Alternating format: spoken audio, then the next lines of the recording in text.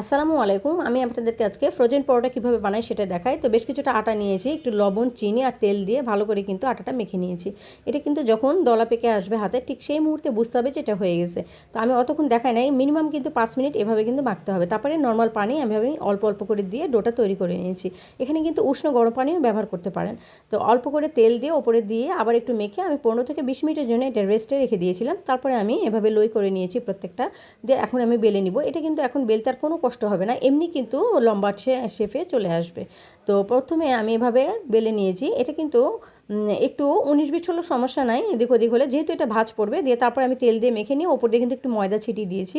তারপরে আবারও ভাঁজ দেওয়ার পরে কিন্তু আমি ওপর দিয়ে তেল দিয়ে তারপরে ময়দা ছিটিয়ে নিয়ে ভাঁজ দিয়ে দিয়েছি। এভাবে কিন্তু চারকোনা শেপে আমি একটা পরোটা তৈরি করে নিয়েছি। আরেকটা আমি আপনাদেরকে দেখাই, এটা হচ্ছে গোল শেপে তৈরি করেছি। তো গোল করার জন্য প্রথমে এভাবে আগে রুটির মতো করে বেলে নিয়েছি, আগেরটার মতোই। দিয়ে তারপরে ওপর দিয়ে তেল দিয়ে দিয়েছি, তারপরে ওপরে আটা ছিটিয়ে দিয়েছি। দিয়ে যেভাবে এভাবে কুচি কুচি করে নেয় ঠিক শাড়িটা, ঠিক সেইভাবে কিন্তু আমি এভাবে করে নিয়েছি। দিয়ে হাতের আঙুলের সাহায্যে আমি এভাবে শেপ দিয়ে দিয়েছি। তো এভাবে কিন্তু প্রত্যেকটাই তৈরি করে নিয়েছি। তো আপনাদেরকে আমি একটু বেলে দেখাই। তো আমি এখন বেলে দেওয়ার জন্য একটা নিয়ে নিলাম, দিয়ে এপিট ওপিট কিন্তু হালকা করে করে একটু সেঁকে নিয়েছি, খুব বেশি কিন্তু সেঁকা যাবে না। দিয়ে আরেকটাও নিয়ে নিয়েছি, গোলটাও, দিয়ে তারপরে কিন্তু সেটাও কিন্তু সেমভাবে সেঁকে নিয়েছি। আর একটা আমি আপনাদেরকে ভেজে দেখাচ্ছি কেমন হয়েছে। দিয়ে তারপরে আমি ওপর দিয়ে তেল দিয়ে আরেকটা আমি ভেজে নিয়েছি, খুবই সুন্দর আসছে। কিন্তু আসলে ফ্রোজেন পরোটার জন্য আমাকে রিকোয়েস্ট করা হয়েছিল দেখানোর জন্য, সেজন্য ভিডিওটা একটু লম্বা হয়ে গেল। প্লিজ আপনারা কিছু মনে করবেন না। তো কেমন হয়েছে অবশ্যই একটু জানাবেন। এভাবে কিন্তু ঠান্ডা করে নিয়ে আমি কিন্তু ফয়েল পেপারে এভাবে সংরক্ষণ করে নিয়েছি ডিপ ফ্রিজে।